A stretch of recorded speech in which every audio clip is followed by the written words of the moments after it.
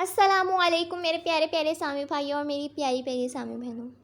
آج ہم ایک خوبصورت موضوع کے بارے میں بیان سنیں گے، جس کا موضوع ہے کفریہ کلمات کے متعلق علم سیکھنا فرض ہے۔ یاد رہے، کفریہ کلمات کے متعلق علم حاصل کرنا فرض ہے۔ چنانچہ اعلیٰ حضرت امام احمد رضا خان فتاوی رضویہ جلد 23 صفحہ 624 پر فرماتے ہیں، محرمات باطنیہ یعنی باطنی ممنوعات، مثلاً تکبر اور ریا و عجب یعنی خود پسندی اور حسد وغیرہ، اور ان کے معالجات یعنی علاج کے ان کا علم بھی ہر مسلمان پر اہم فرائض سے ہے۔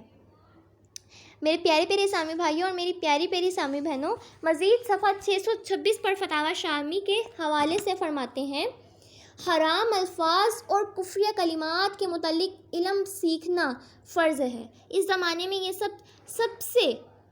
سب سے ضروری امور ہیں۔ میرے پیارے پیارے سامع بھائیوں اور میری پیاری پیاری سامع بہنوں، آج ہمیں کفریات کی ذرا بھی معلومات نہیں ہے۔ ہمیں کفریہ کلمات کے بارے میں معلومات حاصل کرنی چاہیے اور ان کے علاج کے بارے میں معلومات حاصل کرنی چاہیے اور اسے بچنے کی پوری کوشش کرنی چاہیے۔